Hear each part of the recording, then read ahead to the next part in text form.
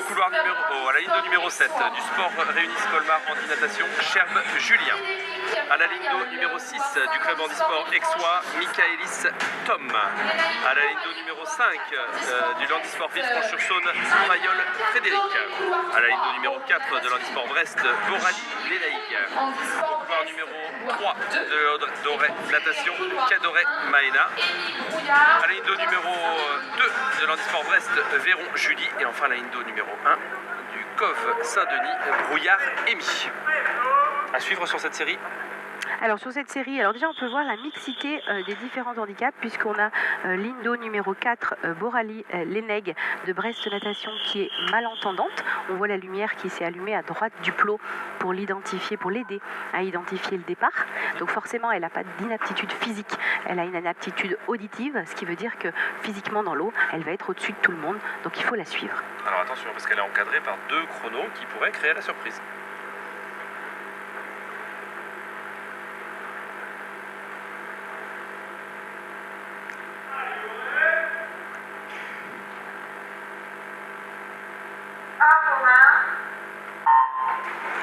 Et c'est parti effectivement très fort dès le plongeon.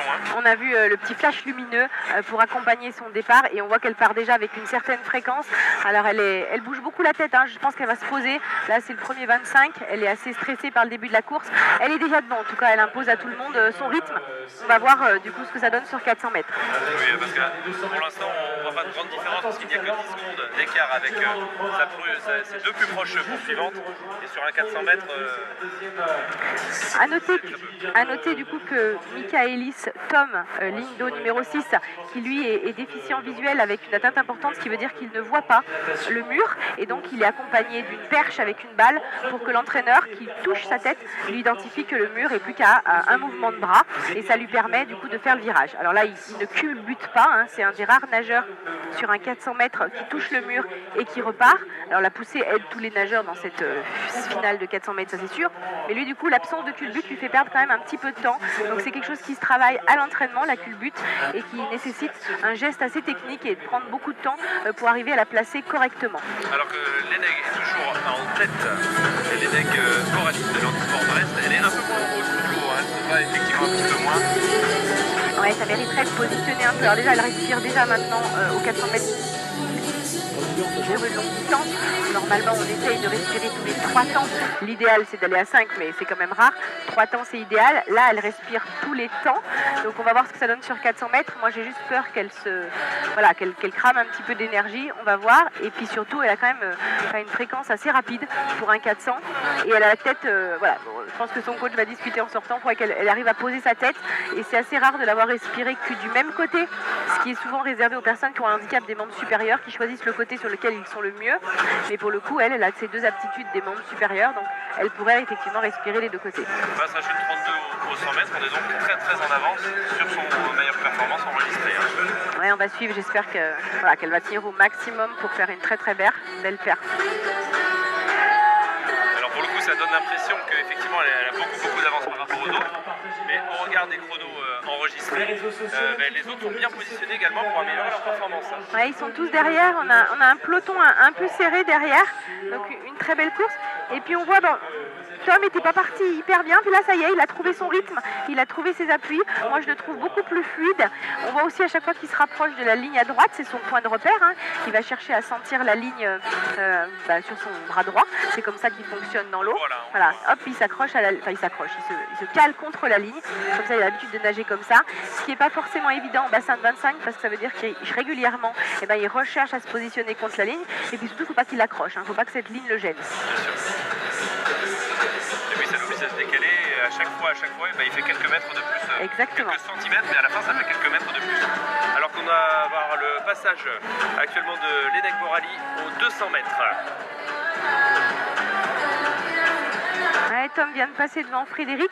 Alors pour le coup, il n'a pas conscience. La seule limite, c'est que lui, il ne sait pas s'il est 2e, 3e. Donc il n'a pas l'avantage d'être. Parce qu'on voit que Frédéric ne s'est pas accroché. Il a laissé passer Tom. Il est parti. On ne voit pas que Frédéric a cherché à dire je m'accroche à Tom. Il fait son rythme, il fait sa course lui aussi. Il est assez fluide. Lui, il va être très régulier tout au long des 400 mètres. Alors pour le coup, là sur les 4 premiers concurrents, très clairement, ils sont sur les bases d'améliorer leur record personnel de 10 à 15 secondes pour le moment. Ouais, on voit déjà que un petit ralentissement côté Lenaï, puisque Tom revient derrière assez proche. Après, c'est pas simple, hein, nager tout seul en tête devant. Faut se donner un rythme et puis arriver à... Passage aux 250 mètres pour la tête de course. Sur le 400 mètres nage libre, S13. 4,09 20. Sur le 200 mètres. On le disait, hein, de Tom Michaelis du club en handisport Aixois. Et le fabuleux Florent Marais sur le 100 mètres d'eau. En 4,19.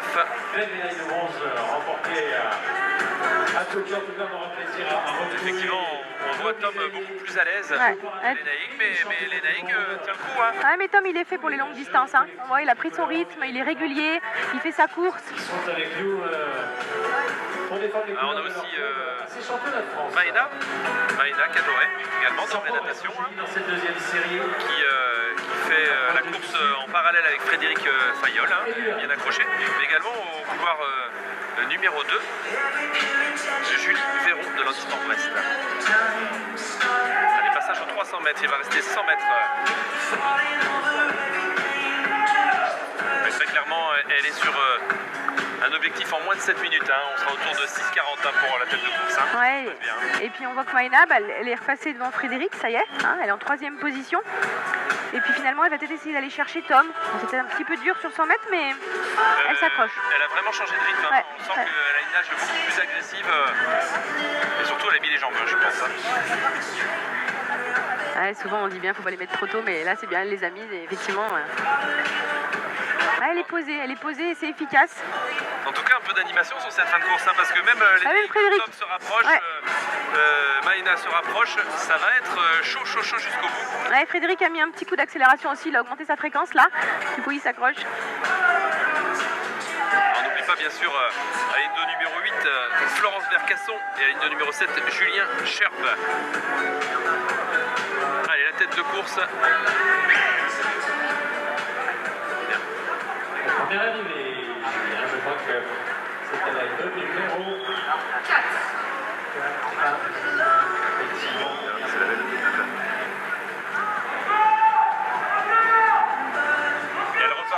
Elle repart. Effectivement, il y a eu une petite erreur de jury. Malheureusement, elle était très largement sur les bases de son record. Elle a encore l'énergie, hein, parce qu'elle va essayer d'aller chercher Tom sur ce dernier 50 mètres. Et pour le coup, c'est Tom qui se retrouve en tête, Michaelis Tom, du club handisport Aixois, temps de référence 7,27. Elle va être déçue. Hein. Ouais, elle va être déçue parce que forcément, si elle avait fait le 50 mètres qui lui manquait... Alors c'est un peu étrange ce matin, hein. La course d'avant on a un 50 mètres de trop, qu'on se le dise. Ils ont terminé, la nageuse a fait 50 mètres en plus. Et là elle s'est arrêtée 50 mètres avant. Là c'est là qu'on voit la jeunesse et la difficulté du coup de... Et 6,54,71 pour Tom. Ah, c'est une belle course Tom. Hein. Donc Tom qui était engagé en 7,27. Là on peut pas dire autre chose que j'explose mon record. Voilà, et du coup on le voit, il s'accroche. Les 4 premiers participants pour l'instant ont explosé leur record. Et peut-être même encore au couloir... avec Fayol, 7,15,02 également. On le disait, le bassin est très rapide. On va attendre les 3 derniers participants. Ouais, puis ils sont jeunes, hein, ils sont en marge de progression. C'est là où on voit très vite sur le 400 mètres que le travail paye. Dès que vous vous entraînez et vous avez été régulier dans l'eau, ben, forcément c'est sur le 400 mètres que vous explosez. 7,31 également. Ouais. Voilà, une belle série avec de nombreux records battus. Là, ça va certainement être battu également au couloir numéro 1 avec du club de Saint-Denis, Brouillard Amy, en 7,44. Record également explosé. Et enfin, du Villeurbanne Natation, ça va aussi très vite.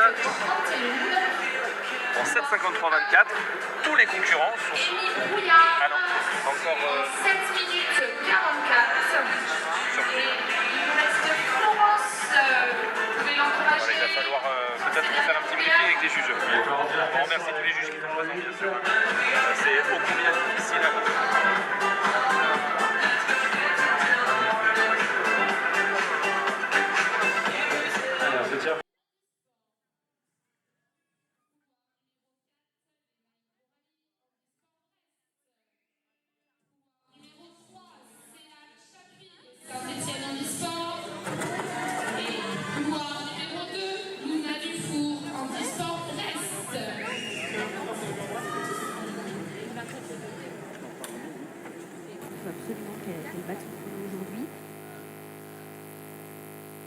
laisser ça se fait.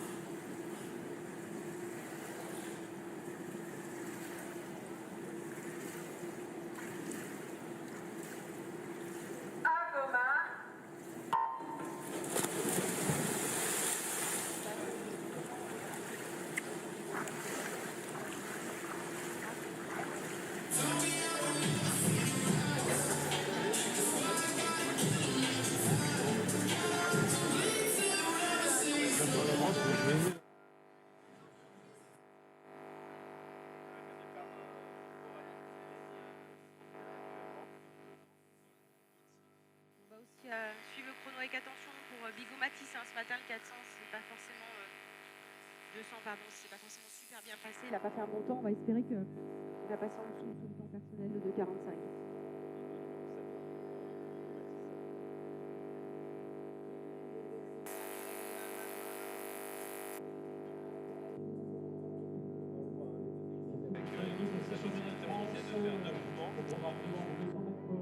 Ouais, c'est le cas pour Gauthier Paul, hein, qui respire tous les 2 mouvements. C'est globalement hyper efficace alors que Selam a fait le choix de respirer tous les temps. Allez. Donc là, on l'a vu, on est principalement sur des personnes qui ont un handicap des membres inférieurs, ce qui veut dire qu'ils perdent du temps au virage. Donc eux, le bassin de 25 ne les avantage pas plus que ça, à la différence de quelqu'un qui va pousser au mur.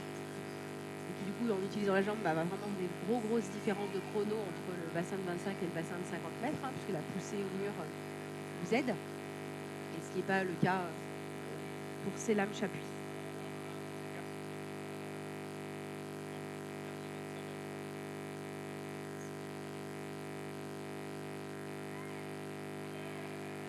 Allez, ça se joue sur la rapidité du virage. Allez, Robin était un peu long sur le virage. Allez, Selam. Allez, ça remonte là. Allez. Ouais, ça remonte sur Paul. Paul, bonnet blanc. Lindo numéro 5. Selam, bonnet blanc également. Ouais.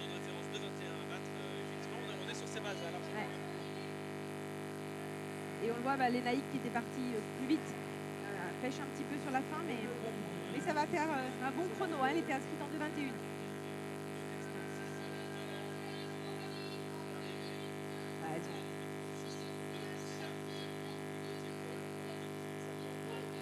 Ah, ils ont tous explosé, hein. Les 3 premiers ont explosé leur chrono de moins 3 secondes. Félicitations.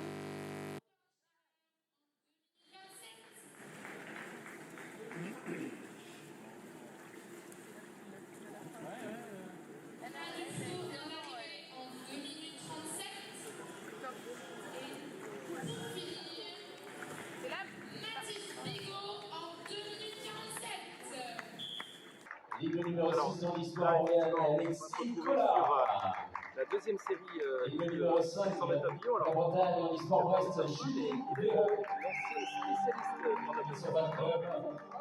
Ligue numéro 4 dans l'histoire Lyonnais, Natacha Cuny. Vous arrivez pile au bon moment pour cette deuxième série. Ligue numéro 3 dans l'histoire Brest, Lénaïque Moradi. Et enfin, ligue numéro 2, CC Natation, Thibaut Collard. Ligne numéro 4, Cuny Natacha dans le sport lyonnais. Ligne numéro 3, Borali Lénaïgue dans le sport Brest. Et ligne numéro 2, Collard Thibaut de l'OCC Natation. Alors peut-être un petit encouragement, peut-être un favori sur cette série. Alors ce sont des jeunes, hein. Mais ils ont l'avenir devant eux. C'est vrai que c'est une nage qui est particulièrement difficile. Et on va voir un petit peu ce que ça donne.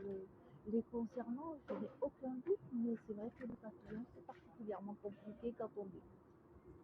Alors, on va laisser le silence au départ. Ah, les nageurs et nageuses sont rappelés par le starter. Ils sont invités à descendre, ce qui veut dire qu'il y a un souci.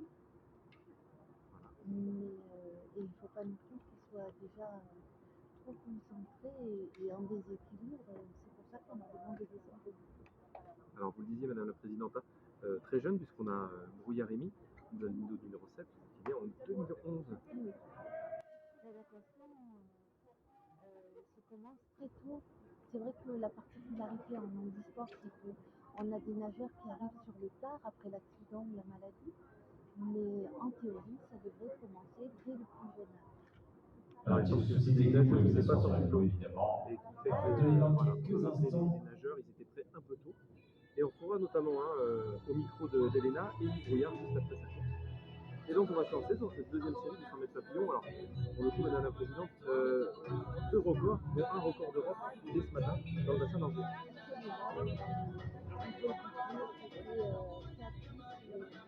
Ça laisse présager une année, je ne vais pas dire exceptionnelle, parce que pour moi l'année exceptionnelle ce sera 2024. Du moins je l'espère, mais en tout cas c'est bon augure pour la suite des événements. Alors que les nageurs et nageuses sont en place et sont en train de se réinstaller sur leur flot, sous les antistartères, on va faire le silence. Le silence dans la salle également. La piscine. Complexe. Et c'est parti tout de suite avec le numéro 5 et le numéro 4. Véronique et Natacha. Allez, c'est parti, la deuxième série du 100 mètres papillon. Sensible à cette série, catégorie diverses, S9, S8, S9, S13, S15. Dans cette série, je vous rappelle que les nageuses et les nageurs sont mélangés parfaits à chaque course. C'est la pondération par point en fonction de leur place qui donne les plateformes des points. Ça remonte sur le total pour aller peut-être chercher une place en finale. C'est ce qu'on leur souhaite évidemment demain en fin de matinée. Ces places tant espérées pour les différentes finales en toutes les catégories. Allez, le premier 50, les temps intermédiaires qui s'affichent sur le chrono juste en face de vous. Voilà, aux avant-postes, c'est Alexis Collard, dans l'e-sport orléanais. À la ligne de numéro 6. Ça revient du côté de l'élève.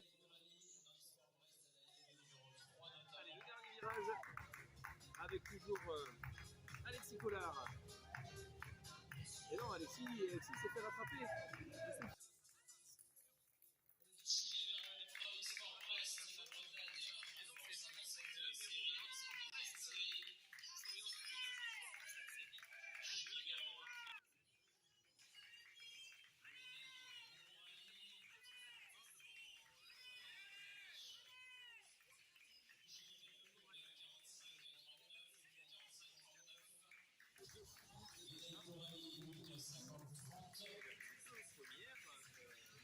Natacha Kelly, 50, 88. Alors, je sais, Madame la Présidente, vous avez un programme très chargé à Angers, beaucoup d'élus. Hein. Au même titre que le club de. Aujourd'hui, qu'est-ce qu'il faut faire pour recevoir un événement de natation en l'occurrence, pour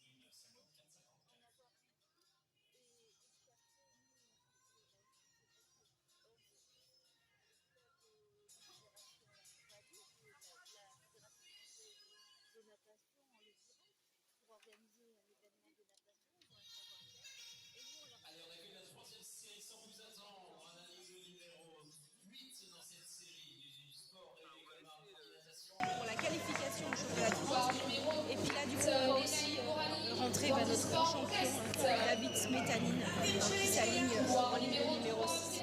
Allez, on va les retrouver. Donc, Lindo numéro 8, Kadoré Maena Doré Natation. Lindo numéro 7, Michaelis Tom du club handisport Aixois. Couleur numéro 6, Smetanine David du Grenoble Alpes 38. Lindo numéro 5, Véron Julie d'Handisport Brest. Lindo numéro 4, Lénaïque Borali d'Handisport Brest. Lindo numéro 3, Frédéric Fayol d'Handisport Villers-Franche-sur-Saône. Lindo numéro 2, Amy Brouillard de Saint-Denis. Et enfin, l'Indo numéro 1, Lucie Jalby du Grenoble Handisport. Allez, on a regardé attentivement ce matin Michaelis Tom, qui lui est complètement aveugle, hein, il est aveugle. Du coup, il va être aidé et assisté par Asdine du club d'handisport aixois qui va lui indiquer la distance qui lui reste à parcourir en lui touchant la tête avec une perche dotée d'une boîle de mousse qui lui permettra d'identifier qu'il lui reste un mouvement.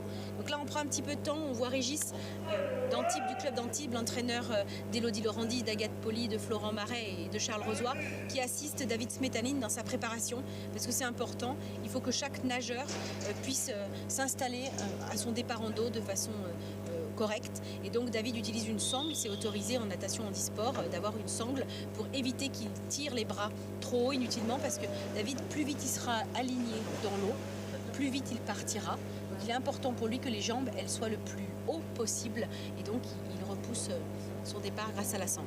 Alors, je vous assure que j'aimerais pas être à la place du coach de Tom Michaelis parce que pour le coup il y a vraiment une importance avec cette balle au bout de cette perche pour toucher la tête de l'athlète et lui permettre de faire la culbute. Hein. Et c'est parti sur ce 100 mètres d'eau, 4 longueurs. On le voit, David est le seul de la finale de ce soir à faire du dos simultané. C'est chez lui le plus efficace, on le voit bien, la vague elle passe sur son visage et il a vraiment une puissance dans sa poussée. Un nageur international qu'on ne présente plus, tout le monde le connaît, mais en tout cas il est là et il cherche une sélection pour les futurs championnats du monde. Avec Véron Julie d'Handisport Brest qui sort de l'eau juste devant Lénaïg Borali également d'Handisport Brest, certainement deux collègues d'entraînement. Deux collègues d'entraînement qui en plus toutes les deux elles appartiennent au collectif jeune. Donc non seulement elles se retrouvent en stage, mais en plus elles sont du même club. Donc on voit la qualité d'accompagnement du club Handisport Brest. Allez mesdames, vous êtes au coude à coude pour le passage du 50. Et regardez bien hein, la boule qui touche la tête et c'est parfait, excellent le virage hein, pour Tom Michaelis qui s'accroche également, mais attention, la surprise viendra peut-être de la plus jeune Maëna Kadoré actuellement en 3e position à l'Indo numéro 8. Elle s'accroche, hein, elle est jeune, elle a 11 ans, donc forcément elle progresse d'édition en édition. C'est le premier championnat de France, elle est inscrite en 2,01,69, elle est S13, ce qui veut dire qu'elle a un handicap visuel, et du coup elle s'accroche. Alors je suis pas certaine du coup qu'elle ait la sensation d'être aussi proche que ses concurrentes que sont Lénaïg et Julie, qui sont en tête de cette course. Allez, je rappelle, hein, Lénaïg et Julie avec des temps de référence en 1,49 et 1,52, ça risque d'être battu. Hein. Et on a pareil, tout sur le côté écran, on a Jalby Lucie de Grenoble Handisport qui va venir chercher la 3e place. Et 3e place pour l'Indo numéro 8 pour Maëna Kadoré devant Jalby Lucie effectivement de Grenoble Handisport. Ces deux jeunes filles, ces deux jeunes, Brouillard-Rémy également hein, qui termine l'Indo numéro 2 en 1,52,24 qui explose toutes leurs meilleures performances hein, sur cette série. Hein. Elles ont toutes explosé en termes de records personnels. Après c'est ce qu'on attend, hein. Quand on a un collectif jeune, on attend que les progressions, on ne peut pas attendre 2 ans pour que les jeunes progressent. Il faut forcément que les entraînements payent assez rapidement. Et donc c'est vrai qu'ils ont l'habitude de casser leur record personnel au moins à tous les championnats de France. Ça veut dire 2 fois par an, 2 grands rendez-vous auxquels leur coach les accompagne. Indo numéro 7, Lénaïg Borali d'Handisport Brest. Indo numéro 6, Cassandre Cousin d'Handisport Valence. Indo numéro 5, Thibaut Collard d'OCC Natation. Indo numéro 4, Grégory Wadou du Sport Réuni Colmar Handi Natation. Indo numéro 3, Enzo Verpio d'Handisport Valence. Indo numéro 2, Julien Viau d'Handisport Valence également. Et enfin l'Indo numéro 1, Romain Orcel d'Angers Natation. Il est chez lui. Il est chez lui et puis on va saluer les Thibaut et Alexis Collard, hein, deux frères jumeaux qui ont un parcours tous les deux dans la natation, comme quoi les qualités de chacun peuvent se retrouver dans la même discipline. Deux frères jumeaux, tous les deux nés en 97 qui sont actuellement dans leurs études supérieures. Ben voilà, un petit coup de chapeau à cette fratrie qui du coup est également tous les deux en finale du championnat de France bassin de 25 à Angers. C'est assez magique quand même comme histoire. Ah oui, et c'est un jumeau qui vous le dit.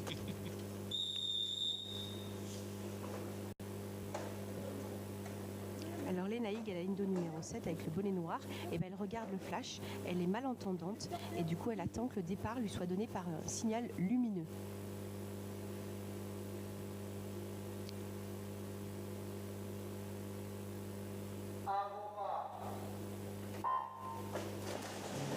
Allez, même technique de départ pour Thibaut et Alexis Collard qui sont tous les deux partis à côté du plot et qui du coup ont quand même eu un temps de réaction un peu lent par rapport à ce qui est attendu aujourd'hui sur un départ, donc ce sera à travailler pour la suite. Allez, la culbute avec les juges qui regardent aussi effectivement, c'est bien posé. Et c'est la Lindo numéro 4 actuellement en tête avec Collard Thibaut, Grégory Wadou. Grégory Wadou en tête, mais c'est très très proche derrière. Hein. Ah, il a une belle technique, ça bouge pas au niveau de la tête. Allez, arrête de respirer.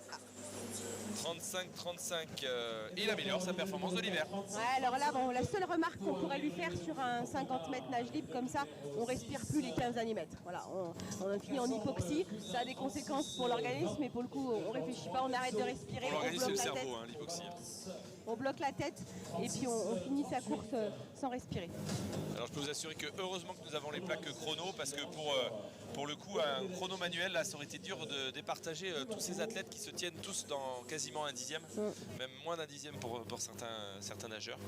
Lui de faire leur meilleure performance sur une deuxième journée de compétition. Ouais, donc ça prouve bien que l'entraînement est là, parce que sinon c'est pas possible avec la fatigue et donc forcément on est super content pour eux de les suivre dans ce bassin et de se dire qu'il y a tout l'hiver encore à passer et qu'ils vont pouvoir encore mieux faire des résultats pour cet été. Allez, on bascule sur la troisième série de ce 204 nages aujourd'hui à Angers avec à la Lindo numéro 8, Lénaïque Borali d'Handisport Brest, Lindo numéro 7, Lénaïque Pasquier du Dauphin de Châtellerault, Lindo numéro 6, Thibaut Collard de l'OCC Natation, Lindo numéro 5, Maïwen Pasquier du Dauphin de Châtellerault, Lindo numéro 4, Corentin Guinet d'Handisport Valence, Lindo numéro 3, Julie Véron d'Handisport Brest, Lindo numéro 2, Alexis Collard d'Handisport Orléanais et enfin Lindo numéro 1, Tom Michaelis du club Handisport Aixois.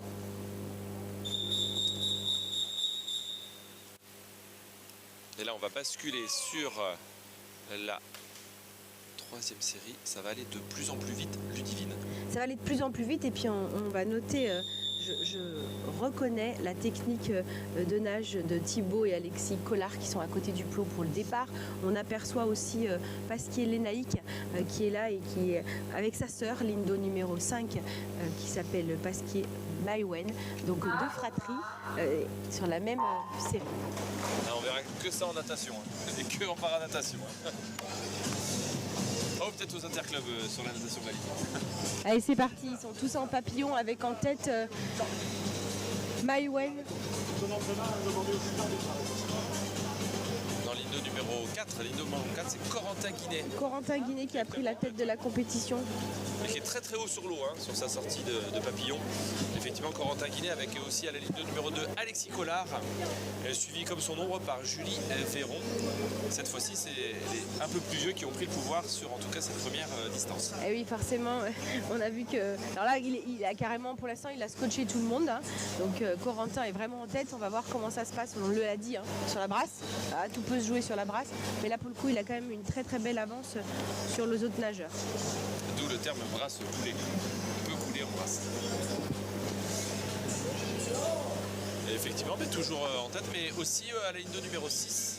Lindo numéro 6, nous trouvons Thibaut Collard, le frère, et également Lindo numéro 8, un petit peu caché pour l'instant, Lénaïque Borali d'Handisport Brest. Qui remonte tranquillement dans les tribunes pour les accompagner. Sur la deuxième et troisième place. La dernière épreuve de 100 mètres 4 nages. Ouais, il y a un petit groupe derrière qui... Ah, je vous l'avais dit. On leur souhaite évidemment. Corentin va se laisser rattraper. Hein. Je pense qu'à mon avis, la brasse, on va voir, mais... Les athlètes doivent sur 2 jours réaliser un certain nombre. Allez, toujours la ligne de numéro 4, mais on voit ça se rapproche très très vite avec la ligne de numéro 3, Julie Véron notamment. Ouais, Julie Véron qui a un très très beau dos. Hop, passage en brasse. Ah, une belle coulée, belle reprise de nage. Allez Julie. Allez Julie, il faut aller chercher Corentin. Effectivement, on a vraiment 2 nages complètement différentes en brasse. Et la ligne de numéro 6, hein, il ne faut pas l'oublier. Ligne de numéro 6 avec Thibaut Collard qui a jeté un petit coup d'œil à droite. Hein. Mais également la ligne de numéro 5, Pasquier Maïwen, ça se rapproche, on l'a dit hein, tout à l'heure. Hein. La brasse, c'est vraiment le juge de paix dans cette épreuve de 4 nages. Ouais. 3 places sur le podium de ces championnats de France, des podiums dans chaque catégorie. Voilà. Et Corentin Guinet, toujours avec un quart de bassin d'avance. Ouais, il va faire la course tout seul. Bah, finalement, il est bon brasse. Hein. Voilà, il est en train de perdre son bonnet. Mais... Corentin dans Disport Valence.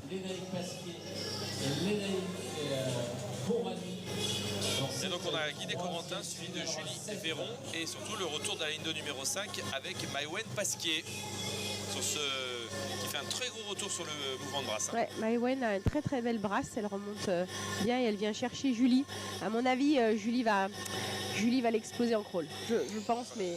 Maïwen et Julie, alors Julie de 2007 et Maïwen de 2009, c'est vraiment l'avenir. Alors peut-être pas pour Paris, mais en tout cas pour Los Angeles en 2028. Exactement. Ah non, j'ai eu tort. J'ai eu tort. Maïwen a clairement gardé toute son énergie pour le crawl et elle va aller chercher la 2e place. Hein. Par contre, on sent que c'est difficile pour Corentin, le crawl, la partie en crawl. Heureusement que ça se termine.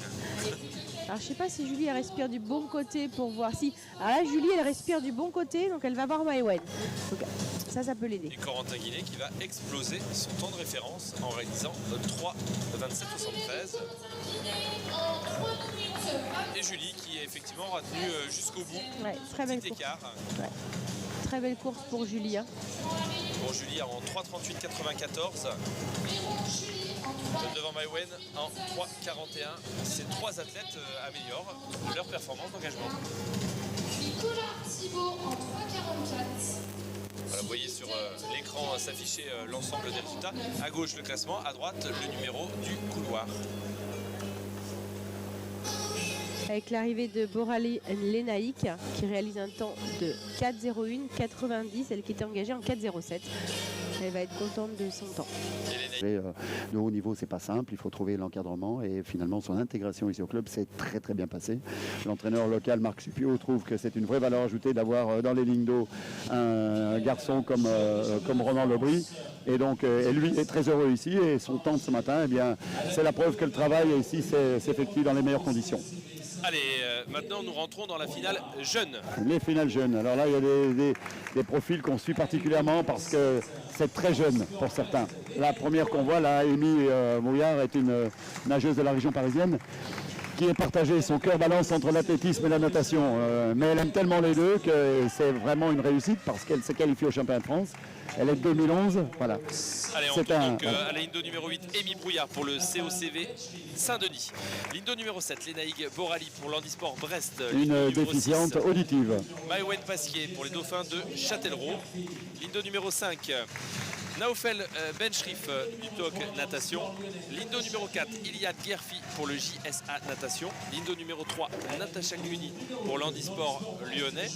Ligne d'eau numéro 2, Julie Véron pour l'Handisport Brest. Et enfin, Maëna Cadoré, ligne d'eau numéro 1 pour Lorraine Natation. Aux 2 extrémités de la piscine, les 2 plus jeunes. Les 2 plus jeunes, mais c'est très intéressant. Et là, c'est la réponse à ta question de tout à l'heure. Elle est là, la réponse. Tous ces petits nageurs, eh bien, ils sont de plus en plus complets. Ils savent tout nager. Et ça, c'est la richesse aujourd'hui de la natation handisport française. On l'a vu parce qu'ils sont très bien positionnés, notamment sur le 153 nages et le 204 nages tout à l'heure. Les jeunes ont vraiment tenu la dragée haute aux plus anciens.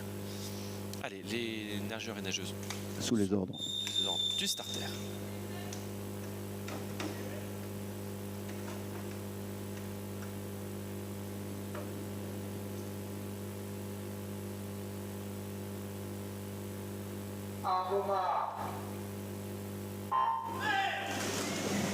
Et voilà. Avec un super départ pour l'ensemble des concurrents. Ça part très bien, très vite, ils sont très appliqués, ils sont concentrés. C'est ce qui est très intéressant de voir tous ces visages, cette concentration, les muscles sous tension, sous les ordres, sous le Avomark.